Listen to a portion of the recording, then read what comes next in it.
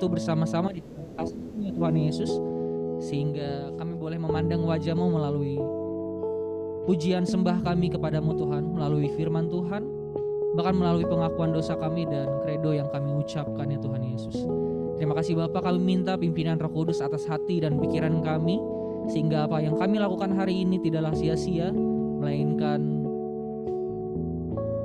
menjadi berharga di mata-Mu ya Tuhan Yesus. Terima kasih Bapa, terima kasih Yesus, terima kasih Roh Kudus. Haleluya, haleluya, amin. Terima kasih Bapa.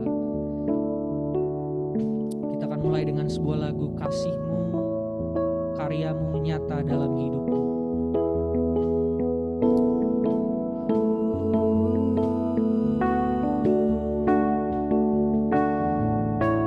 Terima kasih Tuhan,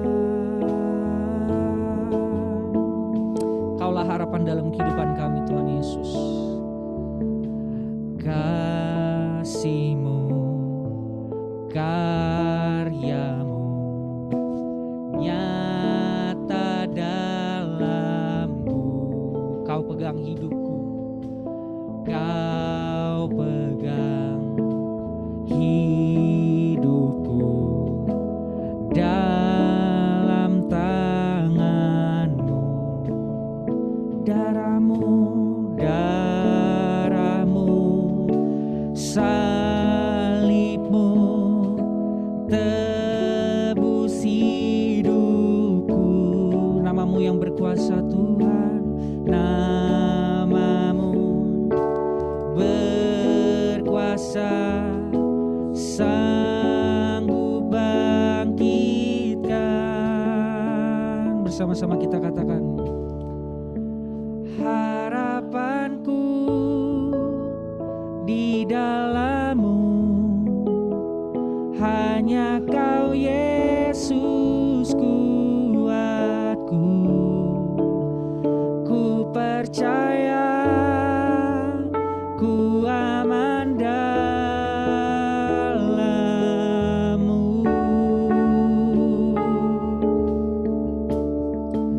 Kasih-Mu, kasih-Mu, karya-Mu nyata dalam hidup kami Tuhan. Dalamku Kau pegang kehidupan kami Yesus. Kau pegang hidupku dalam tangan-Mu. Darah-Mu, salib-Mu tebus hidupku. Sebab nama Yesus berkuasa, nama-Mu berkuasa, sanggup bangkitkan. Kami nyatakan harapanku di dalam-Mu, hanya Kau Yesus kuatku. Ku percaya, ku aman dalam-Mu.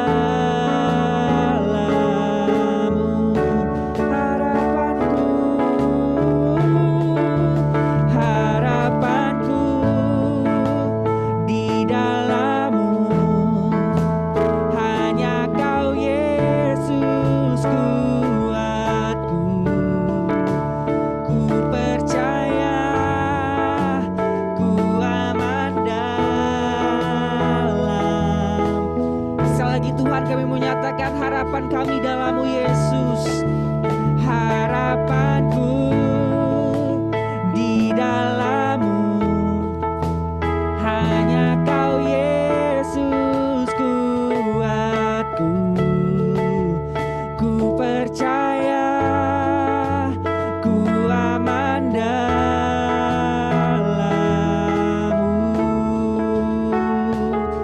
Kami percaya.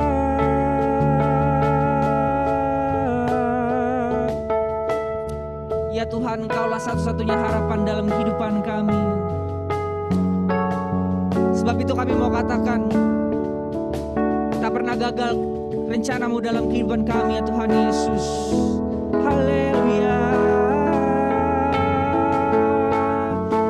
Bersama saya katakan, tak pernah gagal rencanamu, terangi jalanku, kuasamu sempurna, pengharapanku takkan hilang, sebab masa depanku kau sediakan.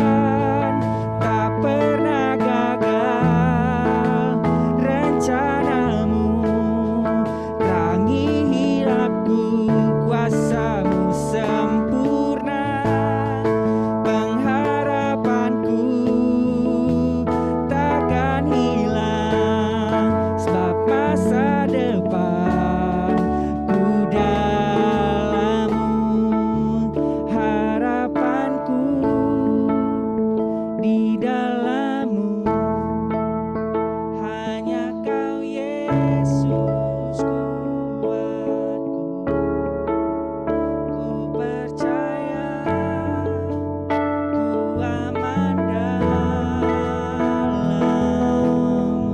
harapanku, harapanku di dalam-Mu, hanya Kau Yesus kuatku. Ku percaya, ku aman dalam-Mu.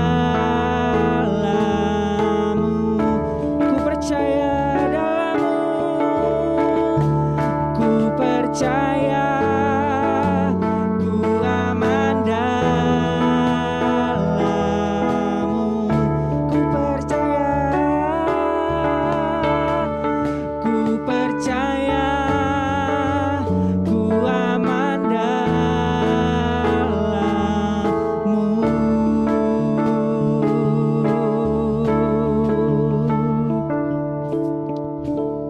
Ya Tuhan, benar, kami percaya bahwa kami aman di dalam-Mu. Kami percaya harapan kami di dalam-Mu ya Tuhan. Dan Engkau yang terus memberikan pertolongan, kekuatan dalam kehidupan kami. Terima kasih Bapa, terima kasih Yesus, terima kasih Roh Kudus. Kami akan mengucapkan kredo iman kami ya Tuhan di hadapan-Mu. Haleluya, haleluya, amin. Baik jemaat Tuhan, dipersilakan untuk duduk kembali.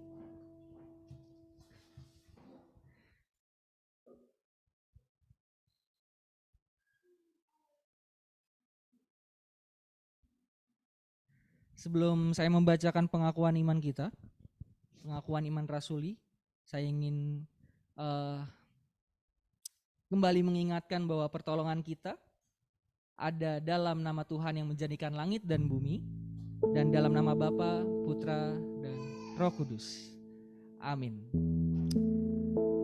Saya akan membacakan pengakuan iman kita kepada kita semua.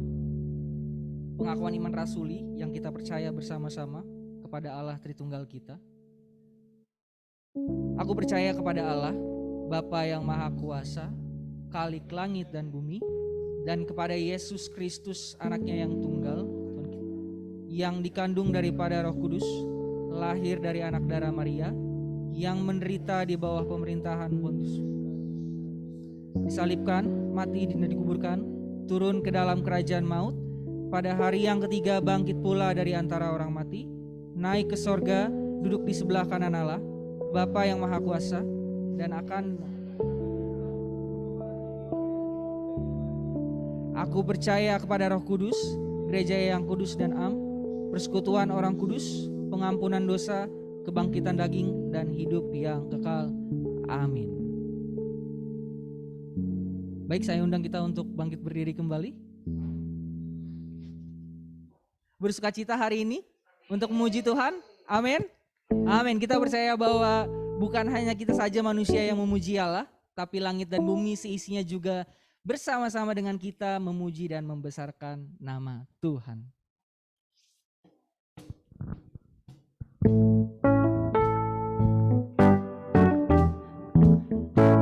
Yang mau tepuk tangan silakan tepuk tangan.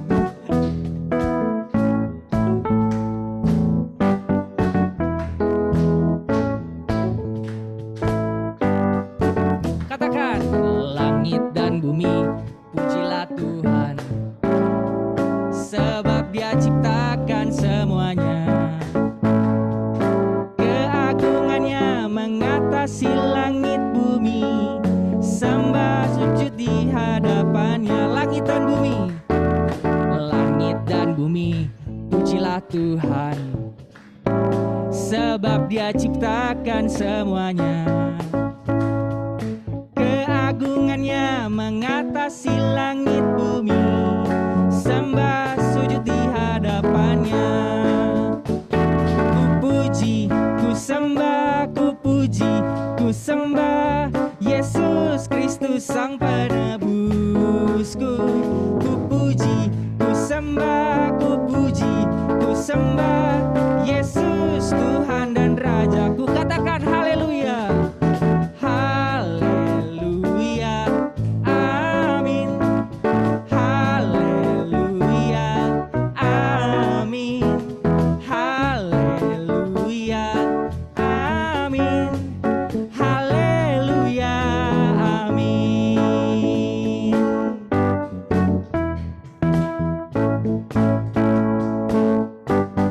Katakan, langit dan bumi, pujilah Tuhan, sebab Dia ciptakan semuanya. Keagungannya, keagungannya mengatasi langit bumi, sembah sujud di hadap langit dan bumi. Langit dan bumi, pujilah Tuhan, sebab Dia ciptakan semuanya.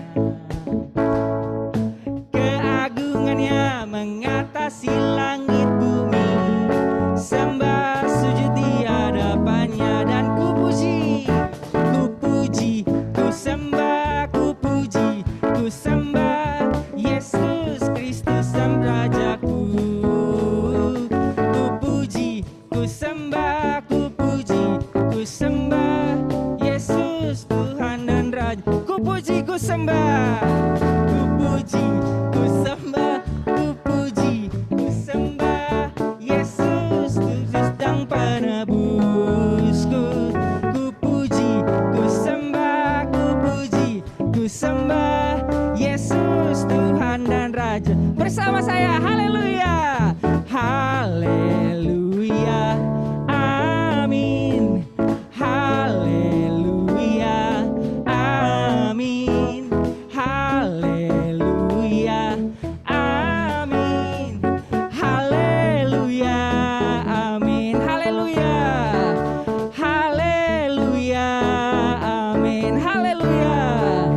Haleluya. Amin. Sama-sama tepuk tangan untuk Tuhan kita. Haleluya.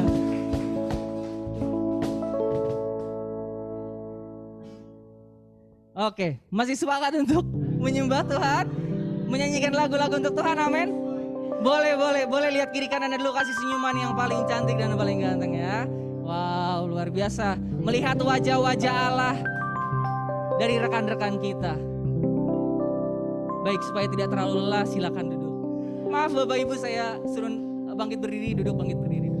Mungkin di GBI sering begitu. Sorry.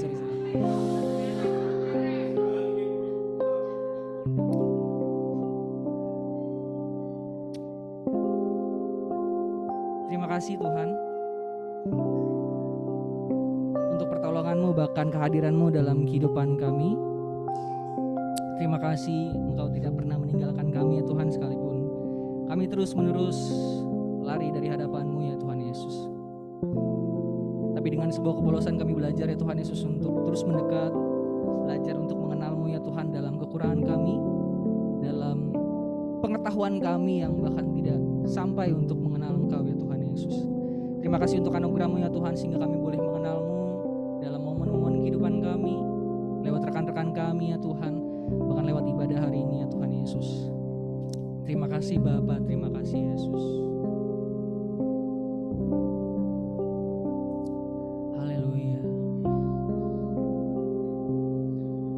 Tuhan, Kaulah yang setia,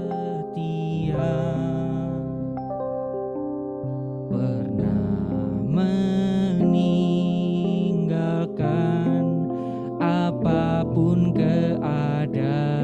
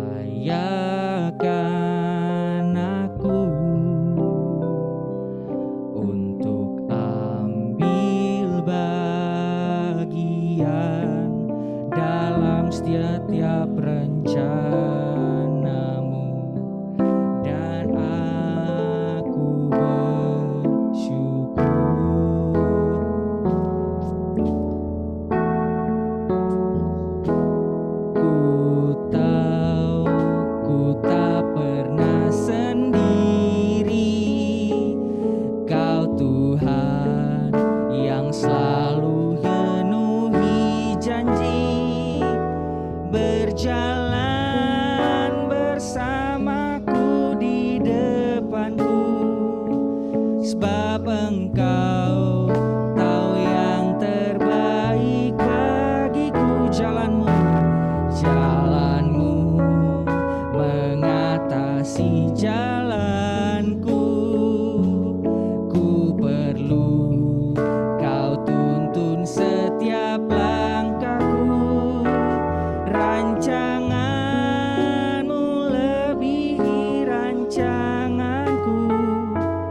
Ambillah semua seluruh hidupku.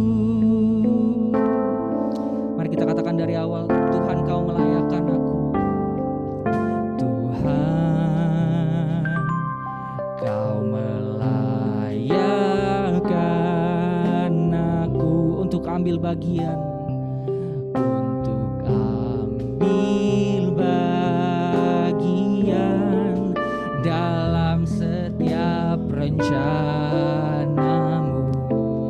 Dan aku bersyukur, dan ku tahu ku tak pernah sendiri. Kau Tuhan yang selalu penuhi janji, berjalan bersamamu di depanku. Sebab Engkau tahu yang terbaik bagiku. Jalanmu mengatasi jalanku. Kami perlu Kau Tuhan. Kau tuntun setiap langkahku. Rancanganmu lebihi rancanganku. Ambillah semua seluruh hidup. Sekali kita katakan, ku tahu Kau tak pernah sendiri. Ku tahu ku tak pernah sendiri. Kau Tuhan yang selalu penuhi janji, berjalan bersamamu di depanku. Sebab Engkau tahu yang terbaik bagiku. Jalanmu mengatasi jalanku. Ku perlu Kau tuntun setiap langkahku. Berjalanmu lebihi rancanganku. Ambillah semua seluruh hidupku.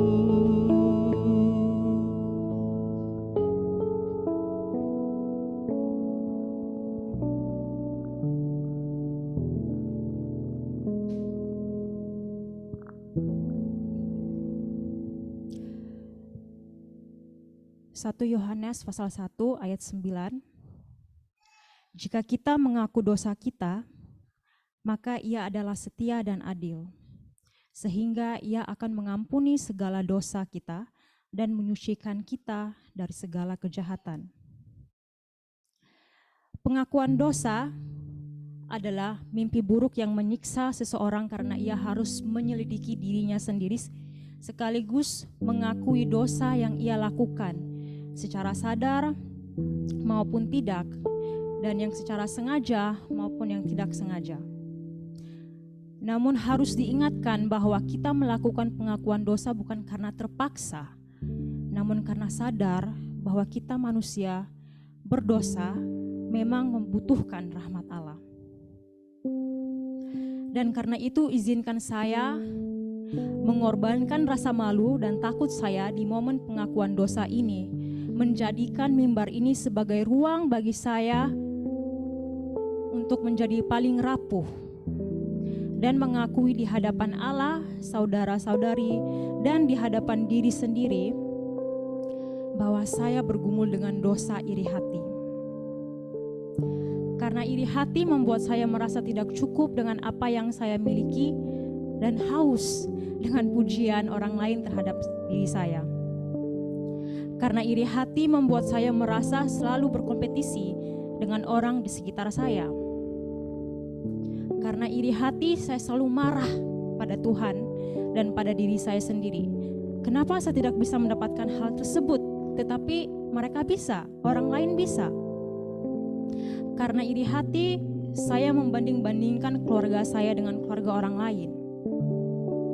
Karena iri hati membuat segala usaha dan perjuangan saya terasa toksik terhadap diri sendiri. Karena iri hati menggerogoti saya dari dalam, namun takut mengakui bahwa saya bergumul dengan dosa itu, karena takut orang-orang akan menilai jelek diri saya. Dan pada akhirnya karena iri hati saya takut bahwa ia akan mengendalikan saya sepenuhnya, sehingga membuahkan dosa yang baru dalam diri saya. Sebagai orang yang mengetahui kebenaran, saya dihadapkan dengan 3 pilihan, yaitu apakah saya mau memelihara dosa ini dengan terus memberi makan apa yang ia inginkan, atau menyangkal dengan memanipulasi diri sendiri secara sadar atau tidak, dan saya masih memelihara dosa tersebut. Atau memilih untuk mengakui bahwa iya, memang benar, saya punya rasa, saya punya perasaan iri hati, saya cemburu dengan orang lain. Namun saya tidak mau memelihara dosa ini dan membiarkan ia menguasai dan mengendalikan hidup saya sepenuhnya. Dan karena saya sadar saya tidak mampu bergumul sendirian, saya harus mengakuinya di hadapan Allah dan di hadapan diri saya sendiri bahwa saya butuh pertolongan. Saya butuh kekuatan, saya butuh rahmat dan pengampunan Allah, serta membawa Allah turut serta bergumul bersama dengan saya. Namun di dalam pergumulan ini saya menemukan ruang bagi anugerah Allah, yaitu dengan mengaku berdosa dan bersikap jujur terhadap diri sendiri bahwa saya memang memiliki kelemahan dan keterbatasan, dan memberi diri tersebut untuk dikoreksi, diubah, diproses, dituntun sesuai dengan rencananya yang baik dan yang indah bagi saya.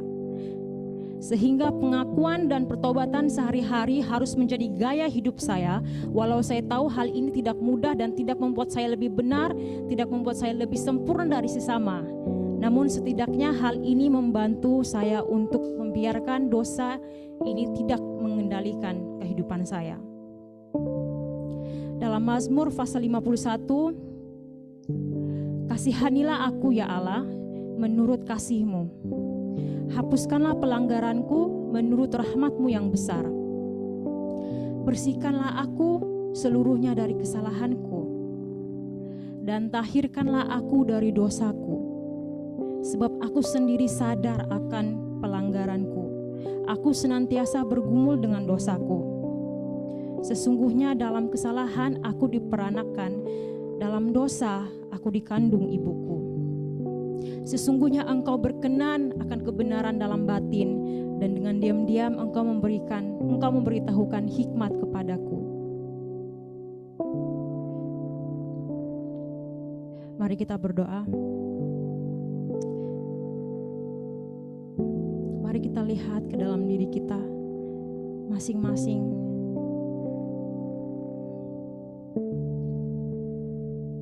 Bapa, ini hidupku, datang menghampirimu. Dengan kerendahan hati aku mengakui segala dosa dan pelanggaran yang telah kulakukan, dan sadar bahwa aku tidak mampu untuk tidak melakukan dosa. Berkali-kali aku mencoba menolak dengan menyangkalnya, namun semakin aku menyangkal, semakin kuat cengkraman dosa ini. Aku takut ia akan menguasaiku, sehingga aku tidak lagi bisa berpikir jernih, sama seperti ia menguasai dan mengendali Kain yang membunuh adiknya Habel. Tolong aku untuk segera sadar dan berlari bersembunyi di belakang salib-Mu ketika dosa mengintaiku dari belakang. Tolong aku untuk bersyukur dan merasa cukup dengan apa yang kumiliki saat ini. Ingatkan aku bahwa aku tidak perlu takut mengakui dosa, namun takut jika aku tidak mau mengakui dosa. Karena dengan tidak mengaku berdosa, itu seperti aku tidak membutuhkan Engkau dan berbohong kepada diri sendiri. Terima kasih Bapa, karena Engkau selalu sabar dan tidak pernah meninggalkan diriku. Sekalipun aku sering melukai hatimu, Engkau tetap sabar, setia memberi pengampunan, rahmat dan anugerah-Mu lewat pengakuan dan pertobatan. Inilah pengakuanku, pimpinlah hidupku sesuai dengan rencana-Mu yang baik.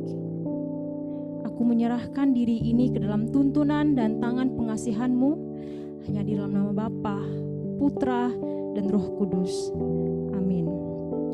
Broken Saints, inilah petunjuk hidup baru yang diambil dari kitab Roma pasal 5 ayat 1 hingga 5. Yang berbunyi, sebab itu kita yang dibenarkan karena iman, kita hidup dalam damai sejahtera dengan Allah oleh karena Tuhan kita Yesus Kristus. Oleh Dia kita juga beroleh jalan masuk oleh iman kepada kasih karunia ini.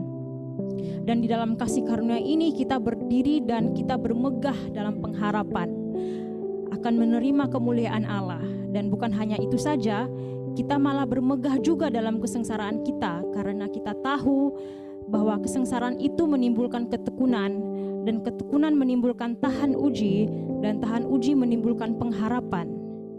Dan pengharapan tidak mengecewakan, karena kasih Allah telah dicurahkan di dalam hati kita oleh Roh Kudus yang telah dikaruniakan kepada kita.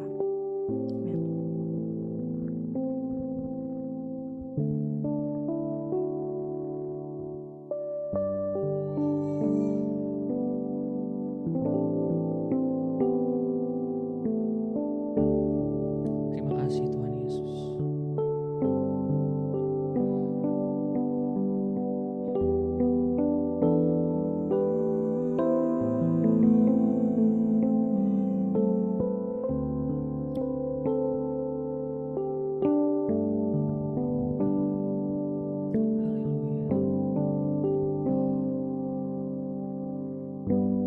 Penuhi hatiku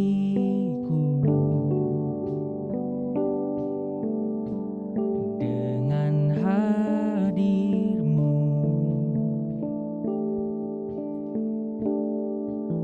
ku rindu memandang wajah-Mu, oh Tuhan, di dalam kekudusan-Mu. Bawa kami dekat Tuhan, bawaku dekat dalam hati-Mu. Ku rindu mendengar suara-Mu Yesus. Ku rindu mendengar suara-Mu, oh Tuhan, di tempat kudus-Mu sekarang. Ku rasakan kasih-Mu dan indahnya kekudusan-Mu, penuhi dengan kasih-Mu, diam di hadirat-Mu. Kau mengangkat tanganku dan ku bersyukur menyembah-Mu, penuhi dengan kasih-Mu, diam di hadirat-Mu. Kami mau katakan lebih sungguh lagi, Tuhan, penuhi hatiku, penuhi hatiku dengan hadir-Mu, dengan hadir-Mu. Ku rindu memandang, ku rindu memandang wajah-Mu oh Tuhan, di dalam kekudus-Mu. Bawa kami dekat Yesus, bawaku dekat dalam hati-Mu Tuhan, dalam hati-Mu. Ku rindu mendengar suara-Mu oh Tuhan, di tempat kudus-Mu sekarang. Oh, ku rasakan kasih-Mu dan indahnya kekudusan-Mu, penuhi dengan kasih-Mu. Diam di hadirat-Mu, ku mengangkat tanganku dan ku bersyukur, menyembah-Mu, penuhi dengan kasih-Mu. Diam di hadirat-Mu, ku rasakan kasih-Mu dan indahnya kekudusan-Mu, penuhi dengan kasih-Mu. Diam di hadirat-Mu. Sambil bangkit berdiri kita katakan, ku mengangkat tangan. Kami bersyukur untuk pekerjaan-Mu dalam kehidupan kami Tuhan. Menyembah-Mu, penuhi dengan kasih-Mu. Diam di hadirat-Mu. Biarkan musik yang memuji Tuhan, sambil dalam hati kita, pikiran kita, kita mengucapkan syukur atas kehadiran Tuhan dalam kehidupan kami. Terima kasih Bapa, terima kasih Yesus. Hanya Engkau satu-satunya ya Tuhan yang kami rindukan. Satu-satunya ya Tuhan Yesus menolong dalam kehidupan kami. Terima kasih Bapa, terima kasih Yesus. Haleluya, haleluya, haleluya. Haleluya Yesus. Hanya Kau penolong hidupku Tuhan.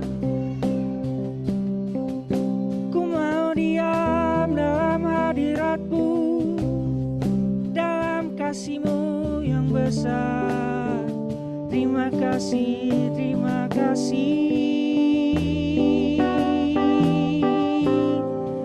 Haleluya. Terima kasih Tuhan Yesus, terima kasih. Menyiapkan hati kami ya Tuhan untuk mendengarkan firman-Mu ya Tuhan Yesus. Lewat firman-Mu ya Tuhan, membuat hati hidup kami ya Tuhan menginginkan Engkau satu-satunya ya Tuhan Yesus. Terima kasih Bapa. You're all I want. You're all I've ever needed. You're all I want. Help me know You are near. Saya mengundang kita semua untuk menyanyikan dari awal. Draw me close to You. Draw me close to You. Never let me go, Jesus. Never let me go. I lay it all again. I lay it all down again. To hear You say that I'm Your friend. You are my desire. You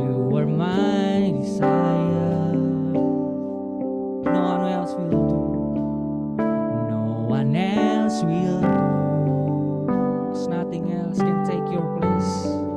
'Cause nothing else can take your place. To feel the warmth of your embrace, help me find a way. Help me find a way. Bring me back to you.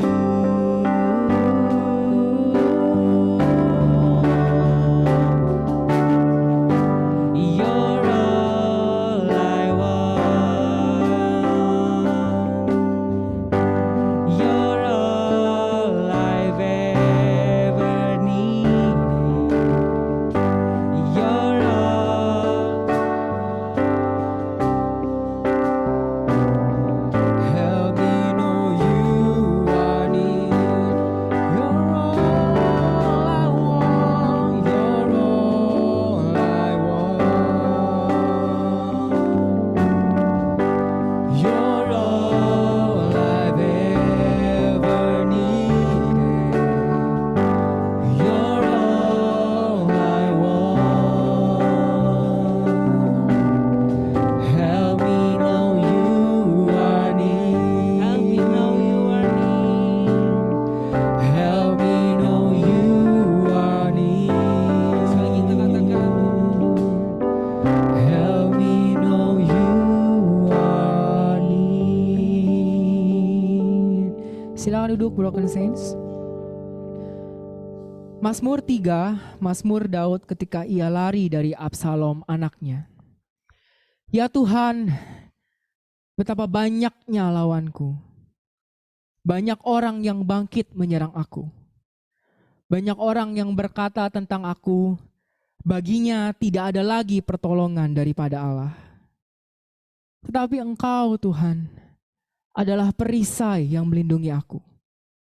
Engkaulah kemuliaanku dan yang mengangkat kepalaku. Dengan nyaring aku berseru kepada Tuhan, dan Ia menjawab aku dari gunungnya yang kudus. Aku membaringkan diri, lalu tidur. Aku bangun, sebab Tuhan menopang aku. Aku tidak takut kepada puluhan ribu orang yang siap mengepung aku. Bangkitlah Tuhan, tolonglah aku ya Allahku. Ya, Engkau telah memukul rahang semua musuhku dan mematahkan gigi orang-orang fasik. Dari Tuhan datang pertolongan, berkat-Mu atas umat-Mu. Mazmur 6. Untuk pemimpin biduan dengan permainan kecapi menurut lagu yang ke-8, Mazmur Daud. Ya Tuhan, janganlah menghukum aku dalam murka-Mu, dan janganlah menghajar aku dalam kepanasan amarah-Mu. Kasihanilah aku, Tuhan, sebab aku merana. Sembuhkanlah aku, Tuhan, sebab tulang-tulangku gemetar, dan jiwaku pun sangat terkejut. Tetapi Engkau, Tuhan, berapa lama lagi? Kembalilah pula, Tuhan, luputkanlah jiwaku. Selamatkanlah aku oleh karena kasih setia-Mu. Sebab di dalam maut tidaklah orang ingat kepadamu. Siapakah yang akan bersyukur kepadamu di dalam dunia orang mati? Lesu aku karena mengeluh. Setiap malam aku menggenangi tempat tidurku dengan air mataku. Aku memanjiri ranjangku. Mataku mengidap karena sakit hati, rabun karena semua lawanku. Menjauhlah daripadaku kamu sekalian yang melakukan kejahatan, sebab Tuhan telah mendengar tangisku. Tuhan telah mendengar permohonanku. Tuhan menerima doaku. Semua musuhku mendapat malu dan sangat terkejut. Mereka mundur dan mendapat malu dalam sekejap mata. Mari kita bersatu dalam doa. Izinkan kami duduk diam di kaki salib-Mu. Izinkan kami menjadi murid-Mu. Kami sediakan jiwa kami. Kami sediakan pikiran kami. Kami buka hati kami. Siap ditaburi benih kebenaran firman-Mu. Berkati hamba-Mu yang akan Kau pakai untuk menyampaikan kebenaran. Dan berkati setiap kami yang mendengar. Izinkan kami melangkah satu langkah lagi mendekat kepada isi hati-Mu. Dan izinkan kami lebih mengenal Allah melalui khotbah hari ini. Terima kasih Bapa yang baik. Terpujilah nama arah kami dari kekal sampai kekal. Kami siap mendengarkan firman Tuhan. Mari setiap kita yang siap sama-sama katakan, amin.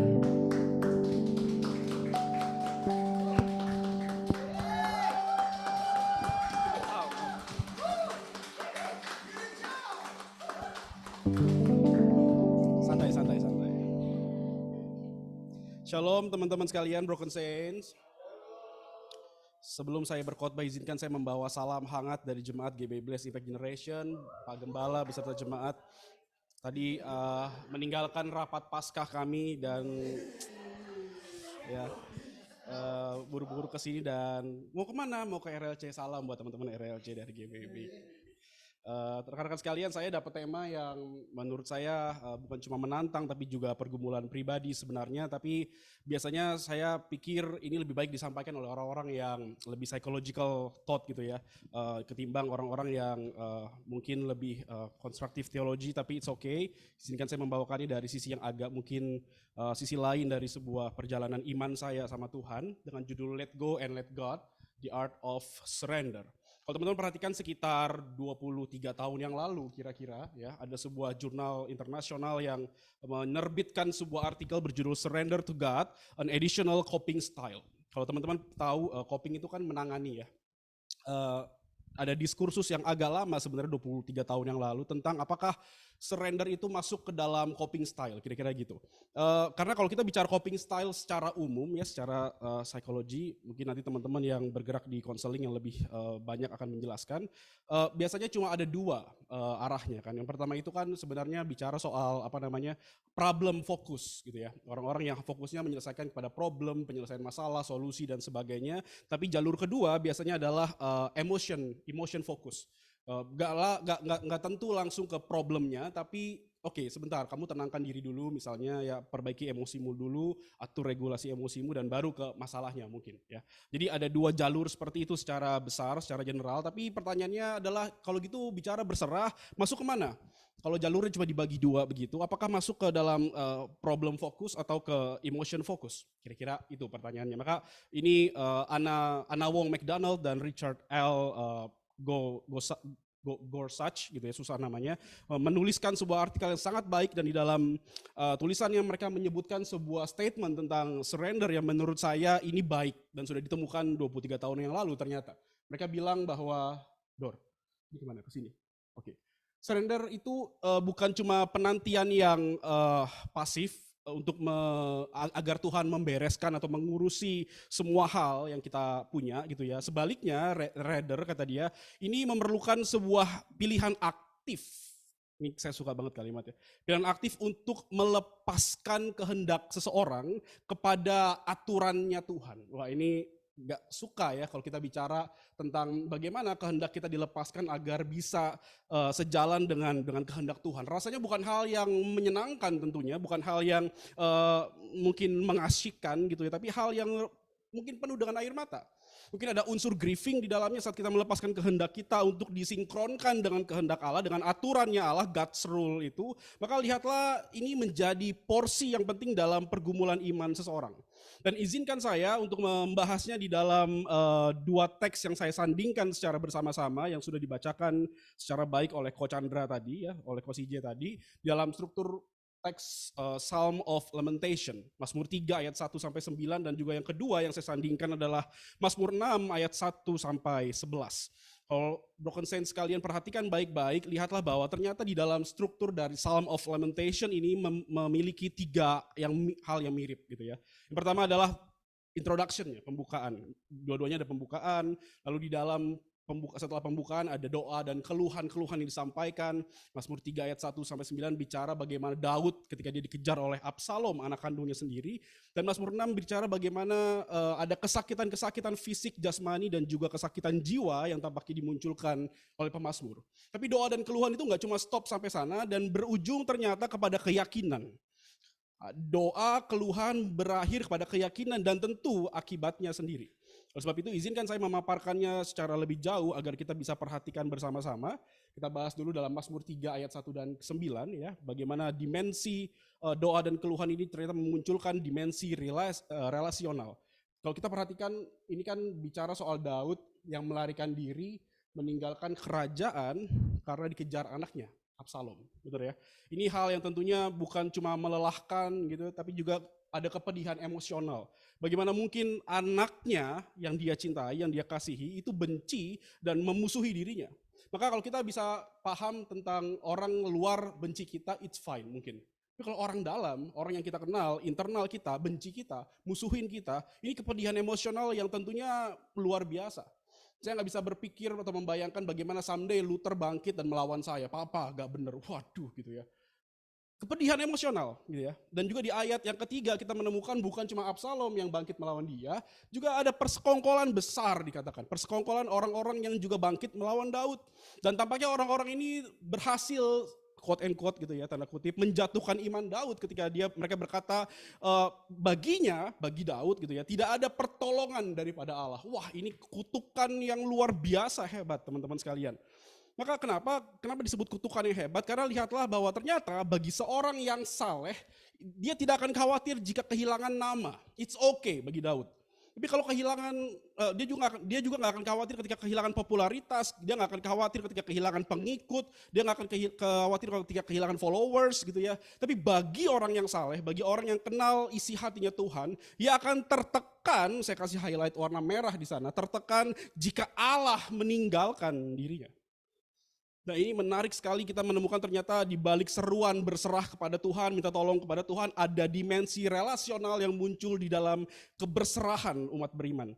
Dan yang kedua di dalam Mazmur lanjutan yang saya sandingkan, Mazmur 6 ayat 1 sampai yang ke-11, ini kan cerita bagaimana pemazmur ini mengkaitkan antara keluhan-keluhan yang ia alami, kemungkinan beberapa penafsir berkata ia sedang sakit parah bahkan mendekati kematian.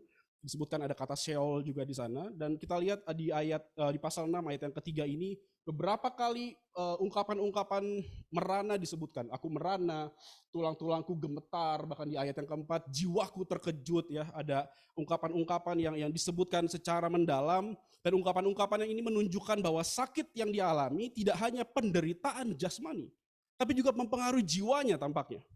Maka ketika itu terjadi di dalam hidupnya, di ayat yang kelima disebutkan, kembalilah pula Tuhan, ini kan doanya ya, doa sekaligus keluhan. Luputkanlah jiwaku, selamatkanlah aku oleh karena kasih setiamu.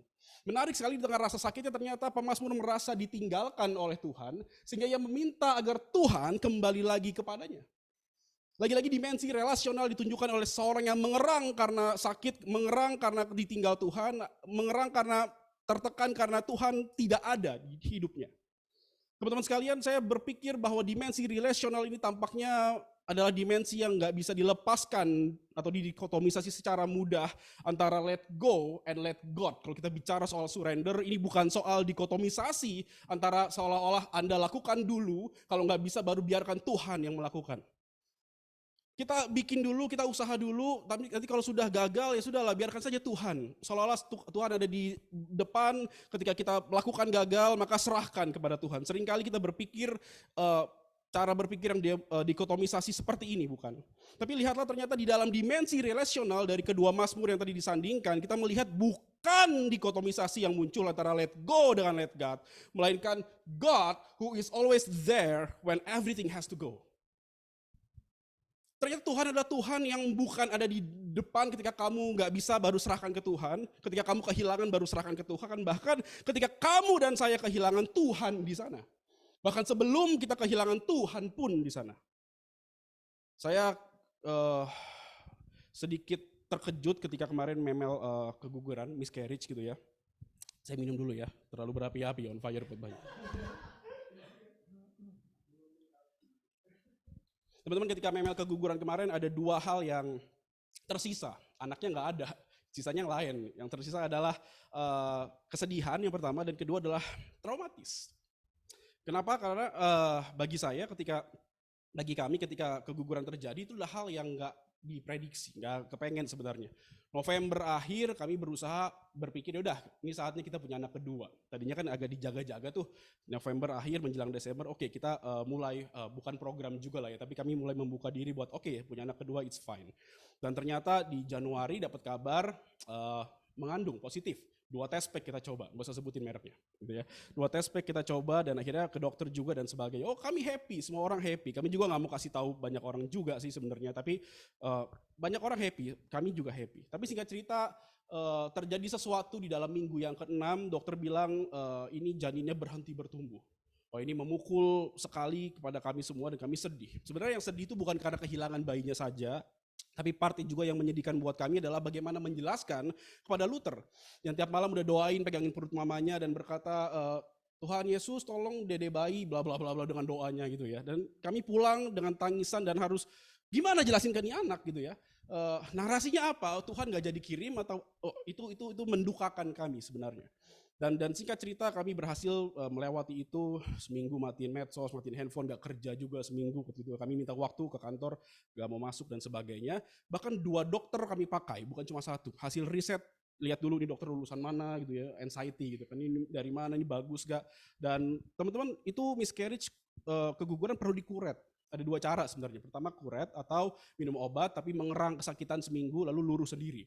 Tanpa istri saya berkata pilih yang mana, saya langsung bilang kuret aja gitu ya.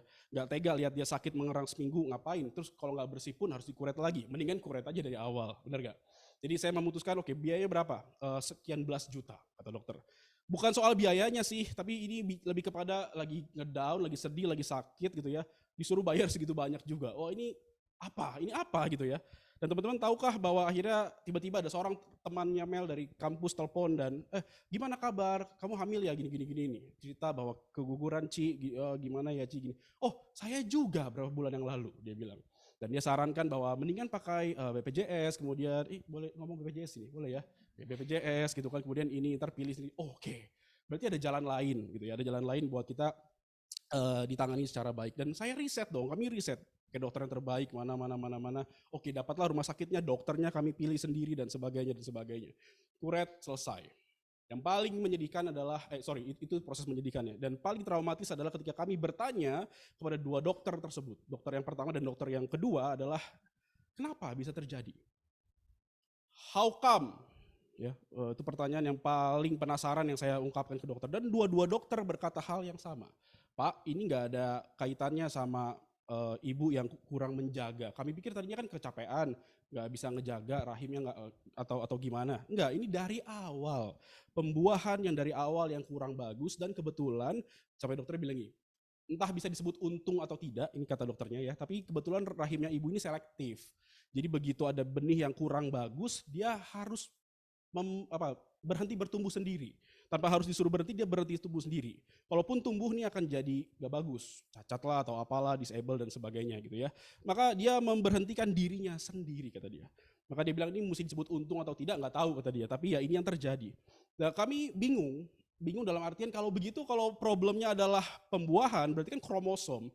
Solusinya apa? Nggak tahu, nggak ada. Ya pola hidup sehat saja kata dia. Lah, ini kan bukan cuma meninggalkan kesedihan, tapi meninggalkan hal yang traumatis. Bagaimana ini jadi nyelesainnya? Jadi kalau nanti besok mau punya anak lagi, bisa apa enggak? Ya nggak ada yang bisa jawab teman-teman sekalian. Bisa, enggak ya mungkin ada potensi kejadian lagi. Jadi kenapa? Kami bilang sama dokternya, anak pertama kami nggak apa-apa loh. Ya, lucu, tumbuh dengan sehat, tinggi, jago ngelawan orang tua, enggak. Maksudnya pinter gitu ya, bisa ngejawab, bagus gitu, nggak ada yang keliru dari anak pertama kami. Kalaupun Anda bilang pembuahan yang nggak bagus, harusnya anak pertama dong kayak gitu. Ini anak kedua loh, anak pertama bagus, why, how come? Dan nggak ada jawabannya sampai hari ini. Jadi bukan cuma meninggalkan kesedihan, tapi juga meninggalkan hal yang traumatik. Jadi kalau besok-besok kami bingung mesti bersikap apa. Berhubungan seksual lagi, oke, lalu jadi nggak? Kalau nggak jadi gimana? Semua berputar di dalam sebuah rasa takut dan di dalam sebuah kegamangan hidup.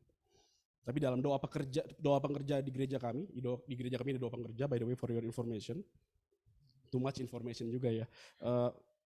Kami share hal seperti ini dan ada satu hal yang menguatkan saya. Memel bilang kepada pengerja, kan ditanyakan, Cici dan Koko harapannya apa? Kalau Koko harapannya gini. Kalau Cimel harapannya apa? Harapannya satu, agar Ko Angga tenang, kata dia.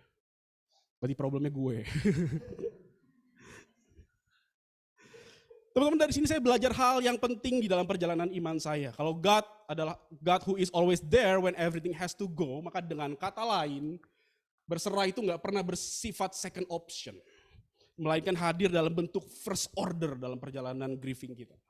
Dia tatanan pertama di dalam setiap perjalanan iman kita. Allah yang ada dan selalu ada bahkan sebelum Anda dan saya berserah. Dari mana telepon bisa masuk dan berkata, gue juga keguguran.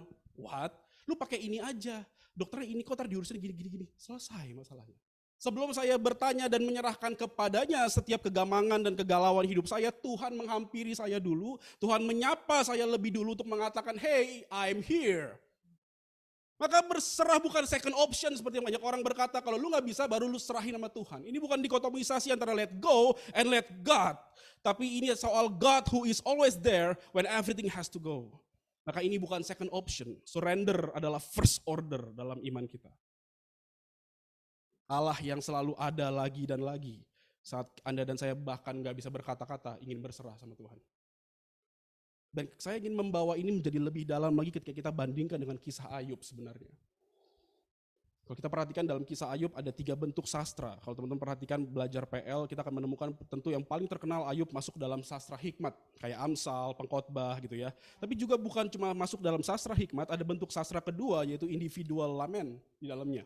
Keluhan-keluhan pribadi seseorang, orang saleh yang menderita, yang mengeluh kepada Tuhan dan sebagainya. Dan yang ketiga bentuk sastra dalam kisah Ayub menunjukkan ada disputation speech, debat hikmat. Ya, ada temannya siapa? Bildad, Zofar, Elifas, Elihu, ya kan berdebat tuh panjang pasalnya kan. Dan setiap tokoh ini memaparkan perspektif mereka mengenai kesadaran akan Allah untuk menjawab persoalan yang dihadapi oleh Ayub. Kenapa? Kalau begitu lu ada dosa kali gitu ya. Berdebat hikmat. Nah, teman-teman, saya nggak mau bahas yang pertama dan yang ketiga. Biarkan Coach Chandra nanti yang bahas kapan-kapan ya. Tapi izinkan saya menyajikan hal yang kedua. Bentuk sastra individual lamen, keluhan pribadi seorang Ayub kepada Tuhan. Karena banyak orang hanya berpikir dan membaca Ayub cuma pakai sampai pasal 2 biasanya. Ayub itu kalau kepikiran tentang Ayub apa? Oh hebat, ya dia menyerahkan segalanya sama Tuhan. Dia bilang aku datang telanjang, pergi juga telanjang, terpujilah nama Tuhan gitu. Wah, cuma sampai sana. Tapi orang-orang lupa bahwa 42 pasal Ayub menunjukkan hal yang begitu panjang penantian yang di dalam ketidaktahuan seorang Ayub. Why? Kenapa saya mengalami ini? Maka kalau kita perhatikan polanya, seorang yang berserah diri dan menerima keadaan akhirnya kan, ya sudahlah, terpujilah nama Tuhan gitu kan, dia mengoyak jubahnya dan kemudian berkata bahwa Tuhan yang memberi, Tuhan yang mengambil, dia terima keadaannya pada waktu itu. Dan bukan cuma sana, tapi di pasal ketiga kalau kita perhatikan, kemudian dia berubah menjadi orang yang protes terhadap hari kelahirannya. Dia mengutuki hari kelahirannya, lalu di pasal 16 dia memprotes Tuhan. Jangan lupa bahwa Ayub juga mempertanyakan tentang perlakuan Tuhan. Dan yang terakhir kita menemukan ternyata berakhir dengan mengakui kedaulatan Tuhan. Teman-teman, ada satu hal yang menarik yang dikatakan oleh David Atkinson terkait 4 hal ini. Atkinson bilang bahwa, hey, penting untuk diperhatikan bahwa Ayub itu loh baru saja mempersembahkan korban bakaran demi semua anak-anaknya, dan itu berarti sama sekali nggak ada lagi dosa yang tersembunyi yang mencemari Ayub maupun keluarganya. Mereka baru saja ditahirkan, dan melihatlah bahwa Allah sendiri yang mengatakan Ayub adalah orang saleh, tidak ada satu apapun yang mengganjal persekutuan antara Allah dan Ayub, juga antara Allah dan keluarga Ayub. Korban bakaran telah dipersembahkan. Teman-teman, dalam konteks masa itu kita menemukan bahwa ternyata orang-orang yang sudah mempersembahkan korban harusnya sudah bersih semuanya. Tapi masalah yang menimpa Ayub, penderitaan yang menimpa Ayub sampai 2 kali menunjukkan bahwa ternyata itu nggak terjadi. Yang seharusnya kalau udah persembahkan korban harusnya selamat. Tapi apa yang dialami oleh Ayub sebaliknya. Ketika saya mempersembahkan korban bahkan untuk anak-anak saya, tapi justru kemalangan menimpa saya. Maka ini adalah pasal yang sangat panjang, sebuah dialog, prolog, epilog, dan dialog yang sangat panjang yang menunjukkan bukannya Ayub melawan Tuhan atau memprotes Tuhan dalam pengertian tidak menyerahkan hidupnya, tapi lihatlah bagaimana William Dyners menyebutkan bahwa sastra ini sebenarnya justru menunjukkan sebuah intimacy. Intimacy dengan Tuhan yang sangat rohani dan sangat personal. Manusia berani membuka diri terhadap Tuhan, bahkan sampai mengeluh soal luka jiwanya. Maka dari sini saya bisa menemukan bahwa ternyata berserah tidak berarti menghilangkan proses berduka yang proper. Kalau kita bicara surrender, Bukan berarti kita memindahkan apa yang harusnya kita kerjakan kepada Tuhan yang mesti kerjakan. No. Memel ngajarin saya, kalau kamu berduka, berdukalah yang proper. Proper dalam artian kasih waktu sampai kapan. Kalau mau sebulan lah berduka, habis itu balik lagi. Berduka yang proper. Jangan pompa-pompa spiritual. Berserah nggak boleh memindahkan apa yang harusnya jadi tanggung jawab kita pindahkan kepada Tuhan yang harus bertanggung jawab. No, tapi berdukalah secara proper. Berserah tidak menghilangkan tanggung jawab kita dalam memberi ruang pada pertumbuhan iman. Sama seperti Ayub yang tidak mengetahui alasan kenapa ia dicobai, gua baru mempersembahkan korban. Baru cuci dosa, tanda kutip. Kok malah bisa semua kemalangan ini menimpa saya? Why? Sama seperti Ayub yang tidak mengetahui alasan kenapa ia dicobai, namun tetap memberi ruang pada pencarian akan Tuhan. Maka the art of surrender dipahami di dalam wajah baru, yaitu the art of finding God. Maka bukan cuma peace yang menjadi tolak ukur penting dalam sebuah keberserahan kita. Banyak orang berpikir kalau kita berserah berarti kita harusnya dapat damai dari Tuhan. Puji Tuhan kalau bisa dapat damai. Tapi bagaimana dengan kasus kami yang kami bahkan gak punya jawabannya sampai hari ini. Bagaimana harusnya bersikap untuk anak kedua kami. Berhubungan seksual lagi, kalau kejadian lagi gimana? Kalau kuret lagi gimana? Kalau katakanlah kemarin lolos rahimnya selektif. Kalau kali ini gak lolos seleksi gimana? Dia tumbuh lahir cacat, disable. Why? How? Maka bukan peace yang menjadi tolak ukur utama dalam sebuah keberserahan, tapi bagaimana kita menemukan Tuhan dalam setiap keberserahan kita menjadi hal yang terpenting dalam perjalanan iman kita. Maka the art of surrender dipahami di dalam wajah, bukan ruang hampa, tapi wajah the art of finding God. Teman-teman, lihatlah bahwa ternyata narasi ini berakhir kepada sebuah keyakinan. Keyakinan bagaimana Mazmur 3 menceritakan di ayat keempat, Daud berkata sambil dikejar-kejar Absalom bahwa tetapi engkau Tuhan adalah perisai yang melindungi aku, engkaulah kemuliaanku dan yang mengangkat kepalaku. Padahal Absalom masih kejar-kejar dia. Absalomnya belum pergi, masih kejar-kejar dia, tapi dia sudah berani berkata engkau perisaiku, engkau yang mengangkat kepalaku. Hal yang serupa dikatakan dalam Mazmur 6 ayat 9 sampai 10 yang sakit tadi, yang sampai tulangnya bergetar, jiwanya terkejut, yang lebay itu ya. Dia berkata, menjauhlah daripadaku kamu sekalian yang melakukan kejahatan, sebab Tuhan telah mendengar tangisku, Tuhan telah mendengar permohonanku, Tuhan menerima doaku. Sakitnya belum sembuh padahal. Saya mengerti sekali bagaimana mereka punya keraguan, bagaimana mereka bisa melihat hal yang tidak pasti, unpredictable, tapi toh tetap mereka memandang Tuhan sebagai perisai hidup mereka. Sounds familiar seperti bagaimana Sadrak, Mesak, dan Abednego dibuang ke perapian yang menyala-nyala, bukan? Mereka orang-orang yang dibuang kepada pembuangan, bukan cuma dibuang, namanya diganti, identitasnya diganti gitu ya. Maka kalau pas diceburin ke dalam lautan api, raja bertanya, nama lu aja gue yang ganti, dewa mana yang bakal nolong lu, kata dia. Namanya diganti, suruh belajar kebudayaan Babilonia, makanannya pun harus makan makanan mereka, semuanya di brainwashing. Tapi mereka berkata, sekali-kali kami gak akan pernah meninggalkan Allah kami. Sekalipun kami masuk ke sana, kami tahu Tuhan kami bisa tolong kami, tapi kalaupun tidak ditolong, kami gak akan pernah menyembah dewa, Tuhanku Raja. Teman-teman, kita seringkali berbeda seperti mereka. Kita seringkali bukannya punya konsep pengertian yang benar tentang Tuhan dalam keberserahan kita, tapi kita punya konsep Tuhan yang kita inginkan seringkali. Makanya Voltaire, seorang filsuf Perancis, berkata hal yang menarik sekali. Dia bilang bahwa Tuhan itu menciptakan manusia menurut gambar dan rupanya, tapi sebaliknya manusia membalasnya. Manusia menciptakan Allah menurut gambar dan rupanya manusia. Kita suka menciptakan image Tuhan tentang kita. Tuhan yang mau kita dengar, Tuhan yang mau memberkati kita, Tuhan yang mau kita serahkan kepada pergumulan kita, Tuhan yang seperti yang kita mau. Maka saya menegaskan bahwa the art of surrender bukan memaksa Tuhan untuk mengubah realitas, melainkan di dalam realitas yang gelap sekalipun memiliki keberanian dan keteguhan iman di dalam Tuhan. Kesadaran untuk mengikuti Allah yang unpredictable di setiap jalan kehidupan kita. Kita lebih suka ikut Allah lain yang lebih kelihatan.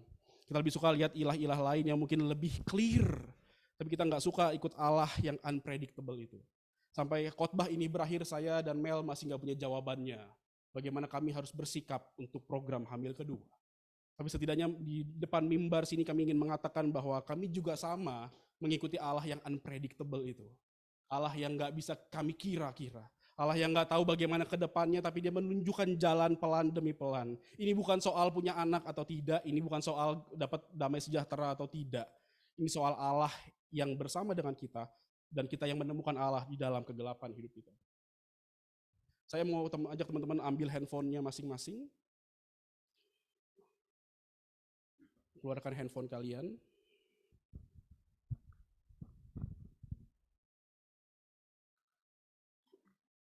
Di akhir khotbah saya ingin mengajak kita menuliskan 2 hal yang paling kita takutkan terjadi dalam hidup ini. Saya sudah lakukannya duluan di rumah sebelum kemarin. Silakan tuliskan, boleh di kertas, boleh di handphone atau di iPad Anda. Tuliskan 2 hal yang paling Anda takutkan untuk hal itu terjadi dalam hidupmu.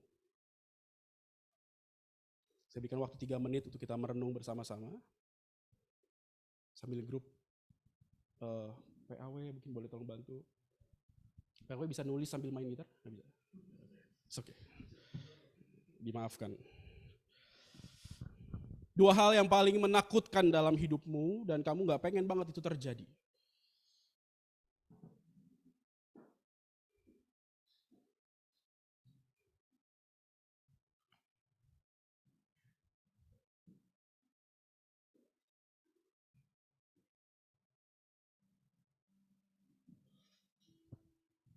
Kalau sudah, tulis di bagian bawahnya bagaimana seharusnya saya bersikap di hadapan Tuhan.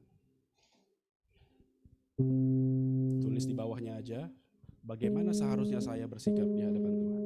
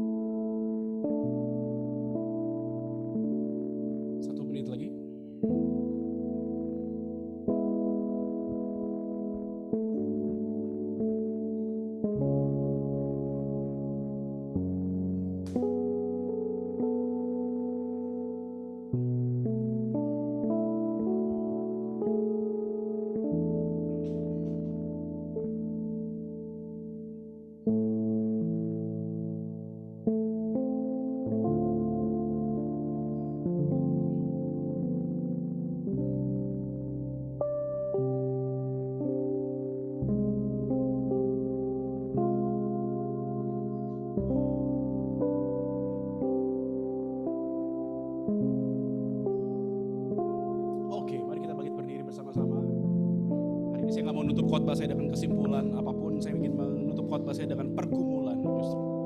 Pergumulan dengan semua pertanyaan bagaimana respon kita seharusnya sama Tuhan. Mungkin kita belum ketemu jawabannya, kita masih merasa hal-hal yang menakutkan tersebut, aduh kalau bisa jangan terjadi. Toh kami juga menyerahkan ke dalam tangan Tuhan. Ada satu lagu dari Raguel Lewi, kawan saya yang sangat baik diciptakan menjelang COVID waktu itu kalau nggak salah, saya WA dia, ini lagu lu ya? Oh iya bagus gini. Dan masih berupa demo waktu itu. Dan saya kemarin minta Dedi bawain setelah selesai khotbah, ternyata Dedi sudah memperkenalkan kepada Anda semua tadi sebelum khotbah gitu ya. It's okay, thank you Dad, kreatif sekali. Ya. Mari kita nyanyi bersama-sama dan kita akan tutup dalam doa.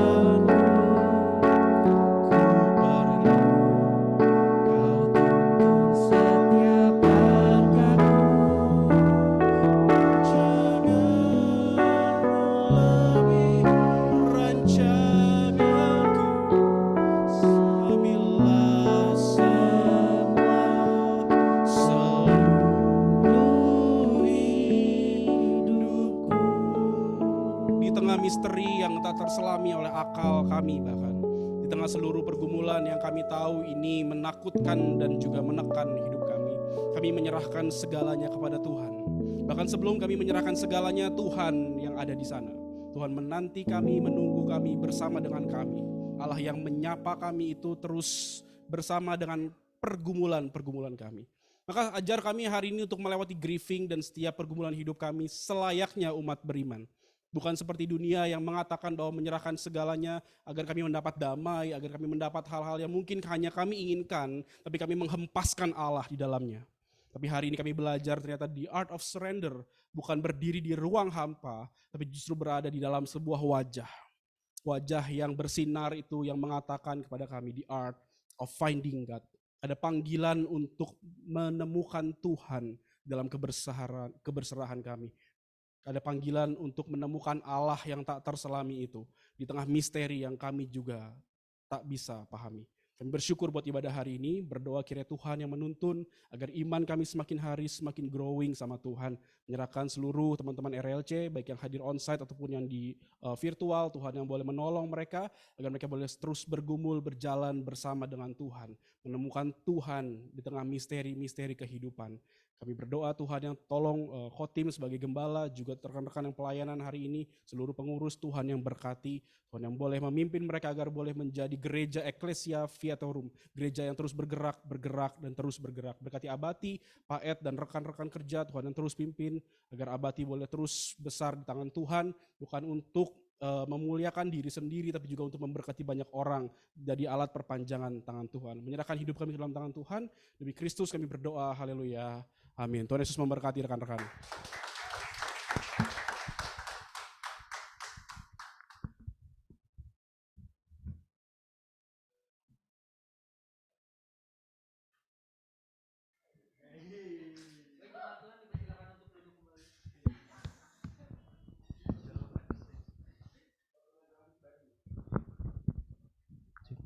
Shalom Broken Saints. Sebelum kita mempersembahkan yang terbaik buat Tuhan, mari kita bersama-sama membaca satu cuplikan ayat ini. Sambil setelahnya izinkan saya memberikan sedikit refleksi buat kita bersama mempersiapkan hati. Oke, dari Yohanes 6 ayat 9. Kita baca bersama-sama 3, 2, 1. Di sini ada seorang anak yang mempunyai 5 roti jelai dan 2 ikan. Tetapi apakah artinya itu untuk orang sebanyak ini?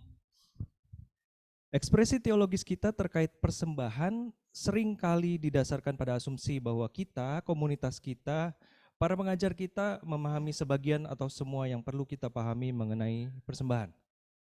Maleakhi 3 ayat 10, Amsal 3 ayat 9, 2 Korintus 9 ayat 10, dan masih banyak lagi cuplikan ayat yang mungkin telah kita hafalkan dan siap tersedia terhunus jika ada yang mempertanyakan apa, mengapa, bagaimana, manfaat dan urgensi, bahkan berkat dan kutuk terkait memberikan persembahan, perpuluhan, buah sulung, janji iman, dan lain sebagainya.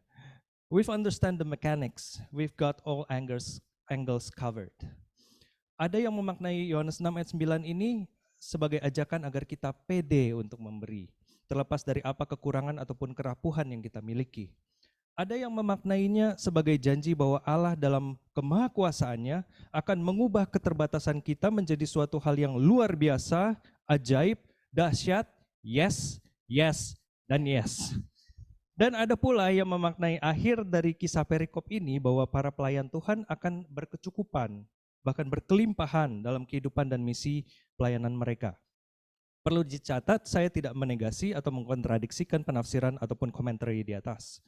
PD, tentu saja, Allah yang memandang hati saat ia memilih Daud, yang menghargai persembahan seorang janda dan yang rindu mengumpulkan umatnya layaknya seekor induk ayam menaungi anak-anaknya, ia tentu mencari kita para pemberi dan penyembah melalui dan bahkan melampaui persembahan kita itu. Mengenai keajaiban, Barclay's Commentary on the New Testament mengungkapkan bahwa salah satu penjelasan natural dari mujizat pelipat gandaan makanan tersebut adalah bahwa tindakan si anak pemilik bekal, tindakan Santo Andreas yang membawakan persembahan makanan tersebut, dan tindakan doa berkat yang diucapkan Yesus, yang notabene merupakan doa makan yang lazim diucapkan seorang kepala keluarga Yahudi, Semua ini menggerakkan mereka yang menyaksikannya, yang sebenarnya mungkin memiliki persiapan bekal pribadi atau bekal keluarga untuk kemudian mulai berbagi. Natural ataupun supranatural, Allah lah yang mengetahui dan mewujudkan kecukupan kita sejak dari semula. Dan kelimpahan, tentu saja kita, gereja yang terpanggil untuk melayani mukjizat kesembuhan ilahi terbesar, yakni kelahiran kembali manusia untuk hidup di dalam dan bagi Allah, kita tentu diajar dan dilatih untuk percaya akan mukjizat dan berkat yang lebih sederhana, seperti rezeki kami pada hari ini dan atau makanan kami yang secukupnya. Namun, mungkinkah dalam hal terdalam mengenai persembahan justru dapat kita temukan dan alami melalui apa yang tidak kita ketahui tentang persembahan? Jika milik Allah lah segala ciptaan, jika Salomo pun sadar bahwa rumah yang ia bangun bagi Allah tidak mampu menaungi dia yang kekal dan tidak terselami, yang justru menaungi segala sesuatu, if there's absolutely nothing we can give that is not already his, lantas bagaimana mungkin kita mengklaim apapun sebagai pemberianku? Bahkan kemudian merasa berhak menerima imbal balik, seolah segala yang kita miliki atau berikan sejatinya bukan pula pemberiannya. Sungguhkah kita memahami apa itu persembahan? Maka bukankah persembahan menjadi suatu paradoks agung di mana misteri dan penyingkapan bertemu? Bukankah persembahan kini menjadi suatu rendezvous, suatu titik pertemuan agung di mana Allah yang kekal itu bersedia merengkuh kefanaan kita, solider dengan pergumulan kita yang berpeluh dalam kesia-siaan, mengusahakan debu tanah yang kerap kali kita sangka sebungkam emas atau segenggam berlian.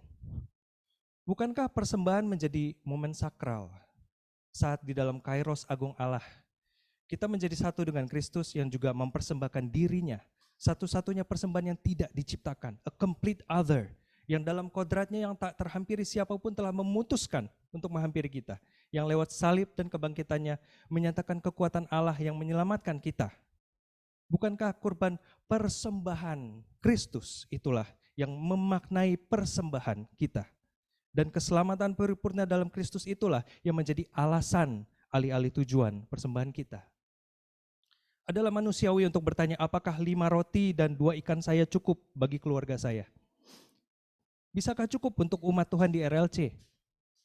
Akankah cukup untuk Missio Dei, untuk rencana Allah? Akankah cukup Tuhan? Namun adalah suatu anugerah bahwa Dia yang mengenakan kemanusiaan kita telah melayakkan dan mengajak kita ambil bagian dalam kehidupan yang liturgis dan ekaristis. Bukan suatu pesta di mana saya datang untuk merasa dan menerima. Bukan suatu pesta di mana saya datang untuk mengharapkan sesuatu. Namun perayaan bersama Allah merayakan cinta lewat tindakan memberi diri. Ambil bagian dalam misteri hidup ilahi Allah kita. Sang Tritunggal yang terus saling mengasihi dan terus memberi. Maka inilah Tuhan persembahanku, segenap hidupku, jiwa, dan ragaku. Sebab tak kumiliki harta kekayaan yang cukup berarti untuk kupersembahkan. Hanya ini Tuhan permohonanku, terimalah Tuhan persembahanku. Pakailah hidupku sebagai alatmu seumur hidupku. Broken Saints, selamat memberi dengan penuh sukacita dan ucapan syukur. Dan Tuhan Yesus memberkati.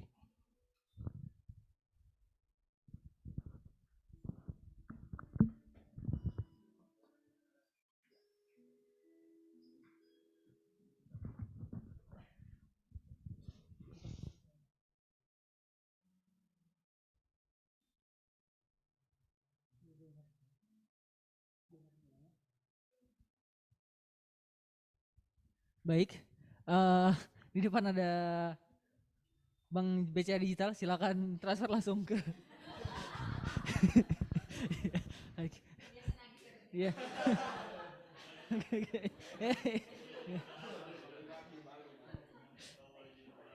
Baik, terima kasih kepada Ko Felix, juga kepada Pastor Angga yang sudah membagikan firman Tuhan hari ini.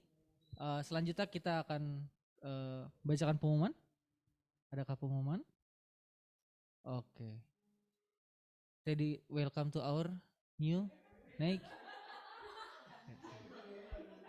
Saya pikir ada new neighbornya kan. Saya pikir. Siapa kan kalau di ini kan siapa yang jemaat baru? Baik, selanjutnya Monik boleh. Ada pengumuman apa aja? Baik, next meetingnya ada RL Event di hari Rabu tanggal 19 April. Itu itu via Zoom. Lalu kelas RLST tentang teodisi ini dari Coach Chandra. Bahas dari Ayub juga, bukan? Ayub juga. Oke, baik.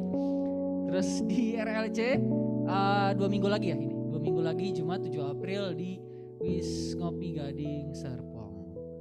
Baik, selanjutnya ada lagi. Oke, ini RLC berikutnya juga.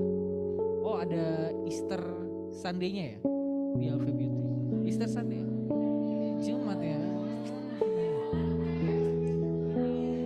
Oke, Easter Friday ya. Saya di sini gitu. Mungkin bisa. Baik, di Alpha Beauty. Ini ada spill mungkin acaranya apa?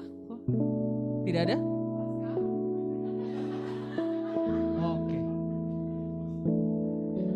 Baik, ada penyerahan anak itu 9 April juga, berarti berbarengan ya sama ibadah Paskah.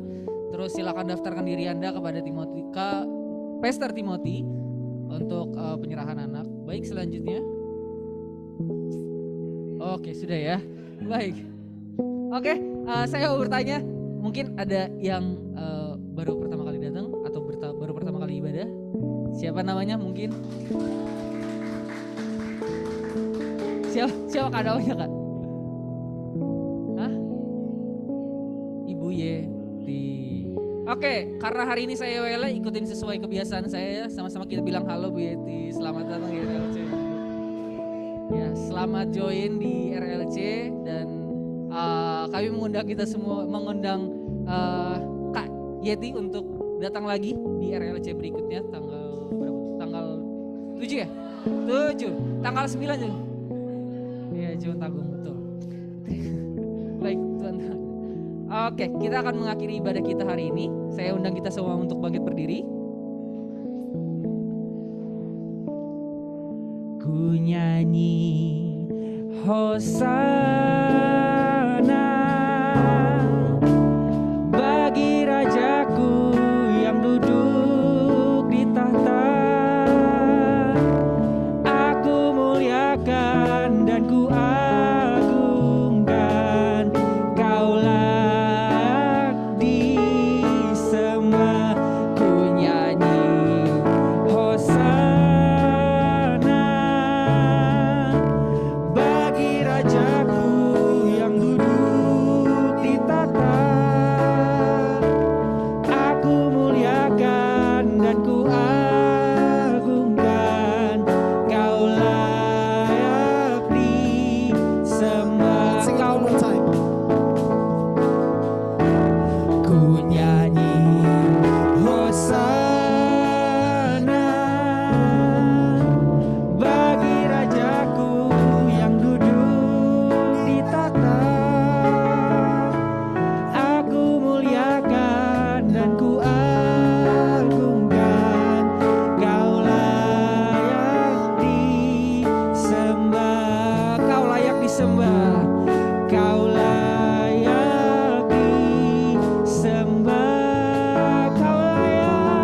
Kau layak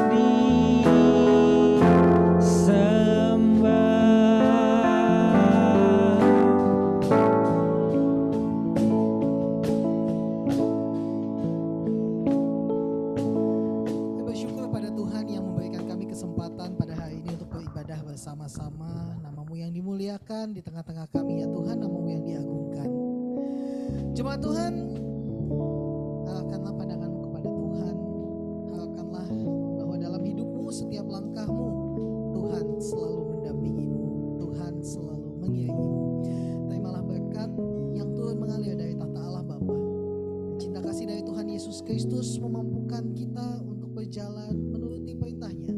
Dan kuat kuasa Roh Kudus memanggil kita dalam satu persekutuan yang indah. Sehingga terus bersamanya setiap hari, setiap waktu dalam hidup kita. Sampai satu hari nanti kita akan bertemu muka dengan Tuhan yang begitu mengasihi kita. Demi Kristus Yesus Tuhan dan Juru Selamat.